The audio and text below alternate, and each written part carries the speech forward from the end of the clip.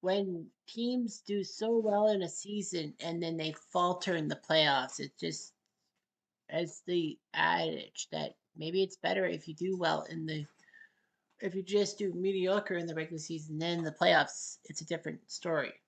I mean, when you got yourself teams like the 2016 Golden State Warriors, 73 wins in the regular season, yet they couldn't win the championship against Cleveland, despite being up 3 games to 1. And then in hockey, you have the 65 win Boston Bruins not even making out of the first round, losing game 7 to the Panthers in overtime, again with a 3-1 lead. And in baseball, you have the 2001 Mariners who didn't even make the finals with despite their 116 wins because those pesky Yankees beat them, not in game 7, but like, they beat them. And of course, you have the 2007 Patriots, 16-0 in the regular season, just couldn't win in the big time. But I'm not talking about that. I'm talking about like the second class of NFL teams, the 15-1 teams, the teams that only lose once out of 16 and should be able to win a championship whenever possible.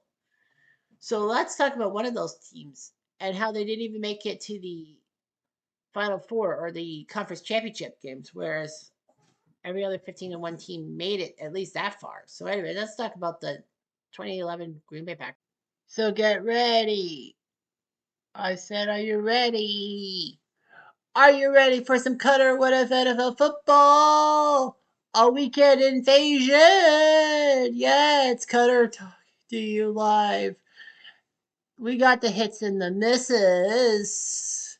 So come join me for all the fun. All the rowdy friends come in. It's the weekend, y'all. Are you ready? Yeah, let's do this, baby. Yes. So the Green Bay Packers are one of the most prime teams in NFL history.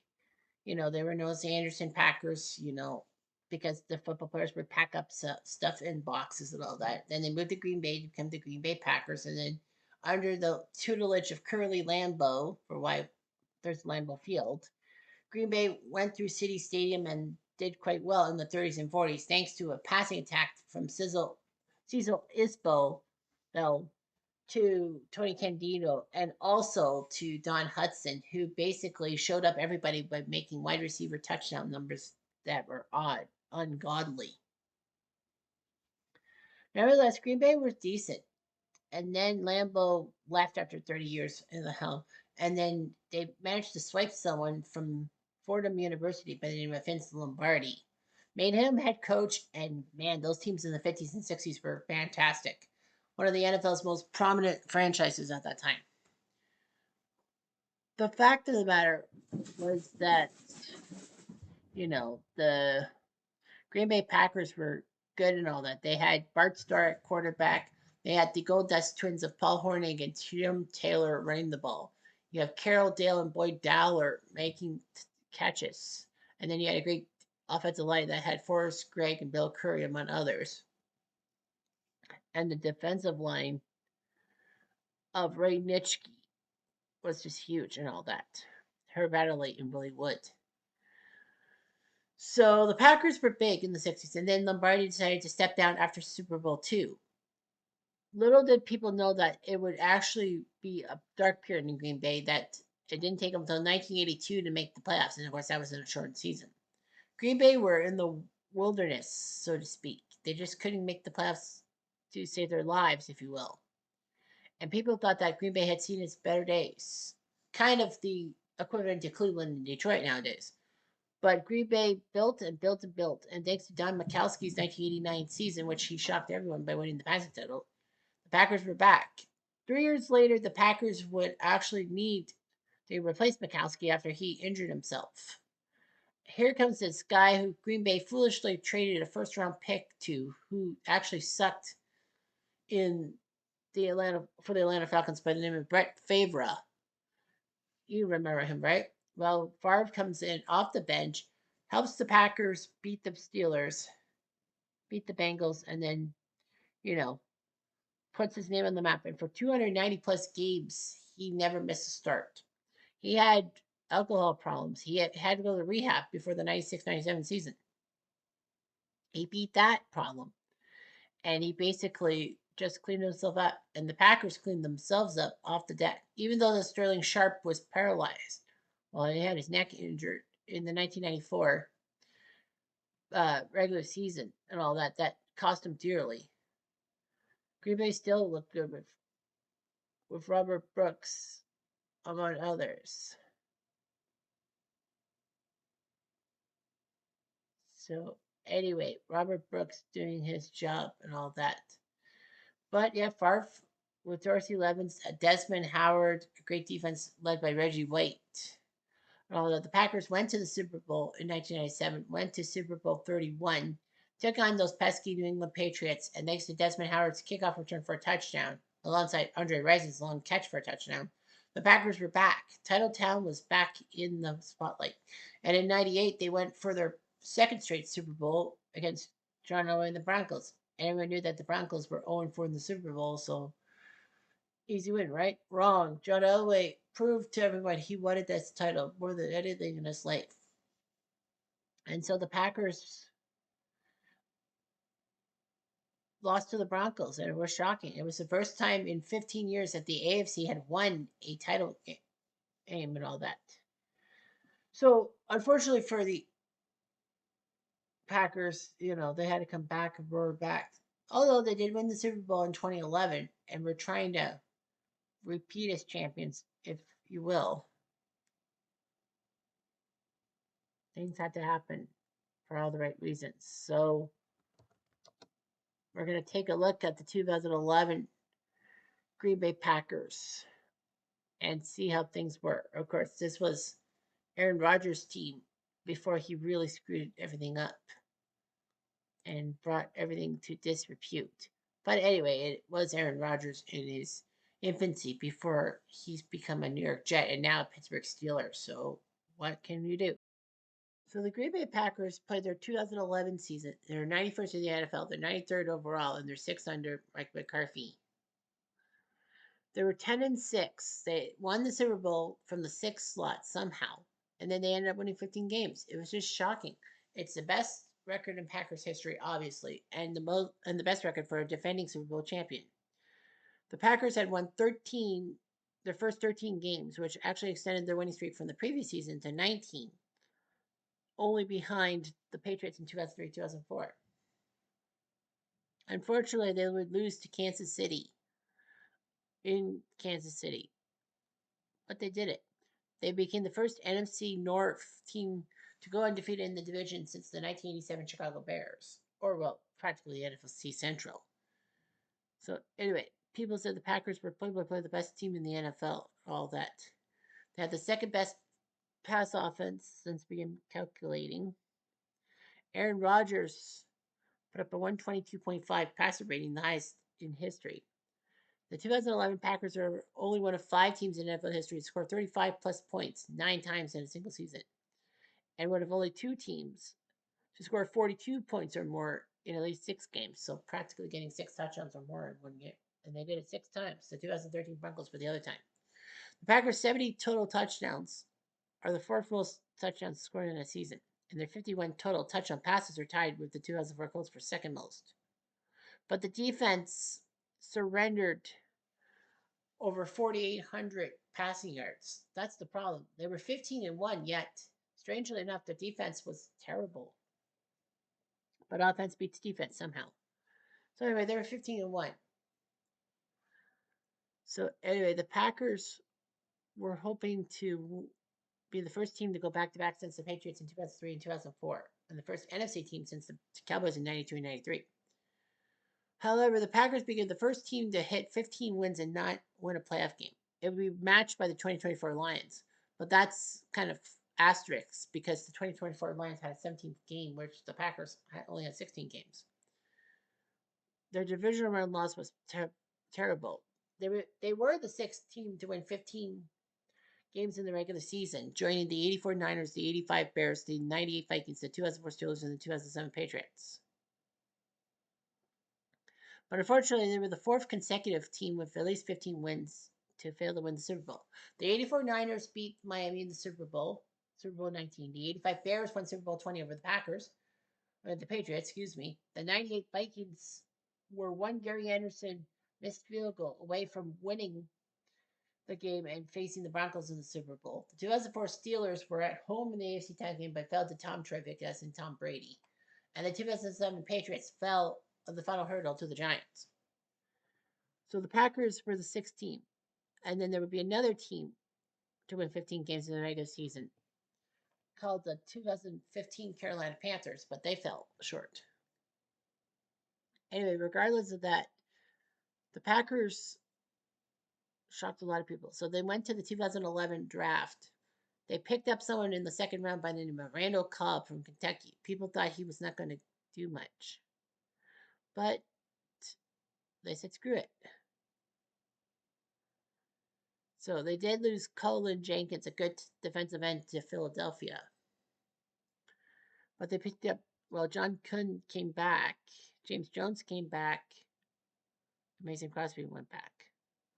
They also picked up some names like Graham Harrell onto the active roster. Okay. They did release AJ Hawk, but picked him up and all that.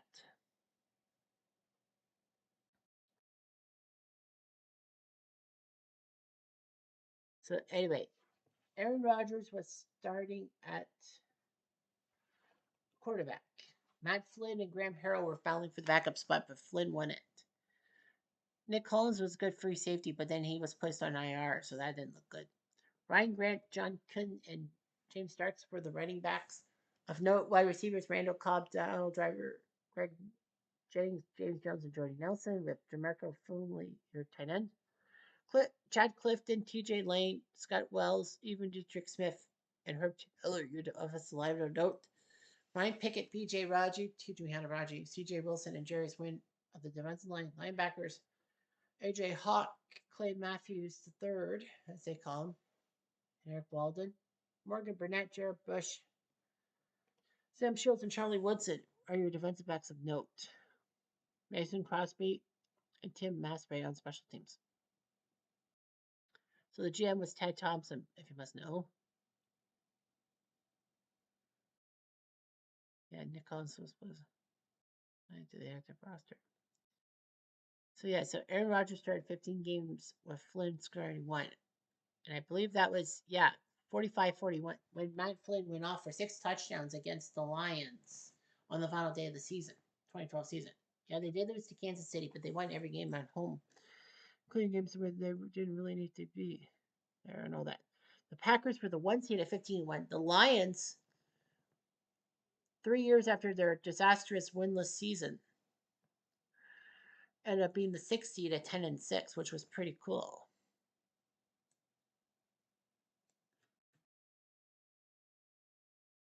Yeah, it was known as the Matt Flynn game. Tom Redman and Brian Billick were there. So, anyway, Packers did their game. Matt Flynn did his job and all that. And that got him a free agent contract with Seattle. In the postseason, they were hosting the Giants. Buck and Aikman were there, and it looked like the Packers were going to win. But unfortunately, they didn't. Eli Manning would throw 3 touchdowns, deferring the Packers from the World Championship and all that. They had 9 drop passes and 4 turnovers.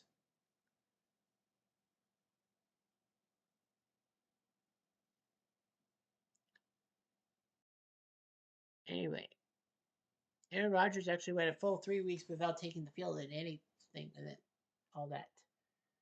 So they couldn't believe their luck. So the Giants started off fast. Titans with field goal, Packers field goal by Crosby, then Eli to Hakeem for a touchdown.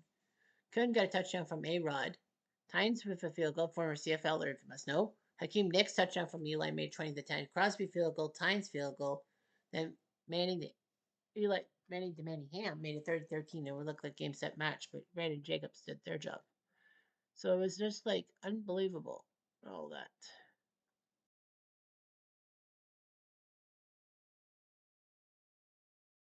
They would set a lot of Packers records and all that.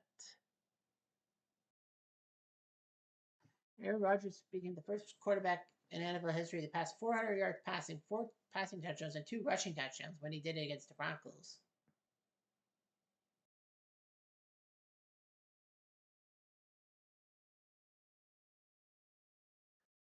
So, anyway, yeah, Aaron Rodgers had the single season passer rating in the NFL, 122.5. So, anyhow, the 2011 Packers would fail in their mission. So, anyway, let's talk about the their 2012 redemption song. So, of course, we do the in case the Packers win thing. The Packers were 15-1. They would be hosting the San Francisco 49ers because the Niners actually won the other NFC divisional round game. And because the Packers were upset by the Giants, the Niners got to host the 2012 NFC title game. However, the Niners would falter thanks to Kyle Williams making not one but two drops of kickoff returns. And the Giants won the game on that one. And then they went on to take down the Pats in the Super Bowl. So anyway, we're gonna go to Green Bay for the NFC title game. Now the Patriots are going to be the AFC champions. We don't fiddle with the other conference and all that. And it was this game. So quick jump. Green Bay got the ball first, had to punt. San Fran punt. 11 plays, 71-yard, 7-minute drive for the Packers. Crosby kicked the field goal to make it 3-0 Niners. And then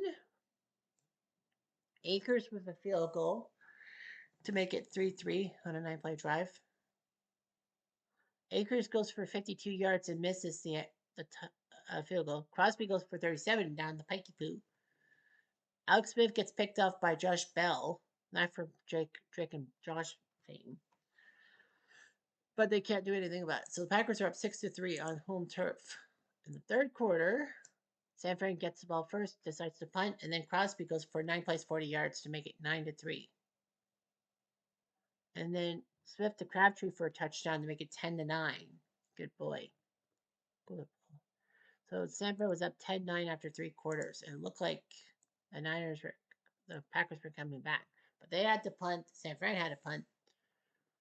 3rd and 4 on their 49. Sane had the ball, but he got stripped by the Niners.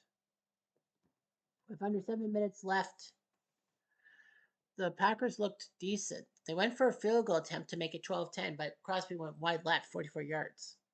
Then San Fran ran the ball a couple times. Westbrook, the hero, and the Niners went 10-9. Jerry's Wynn is named player of the game. Why? I don't know. But yeah, the Niners would have beaten the Packers and then gone to the Super Bowl against the Patriots and probably lost to the Patriots. But yeah, the Packers would have. Yeah, the Patriots probably would have had the Super Bowl. So San Fran 3 for 12 on efficiency. Packers 4 for 14. Rushing yards 137.93 for San Fran. Passing yards 170.61 for the Packers. Jerry's Wynn. Why? I don't know. Well, Rodgers went 11 for 15, 179. Smith went 5 for 14, 71 yards. Jerry's Wynn had 2 sacks. Does that make him the player of the game? I don't know. Akers made from 31, missed from 52. Crosby made from 25, 37, 44, but missed from 44 when it needed the most.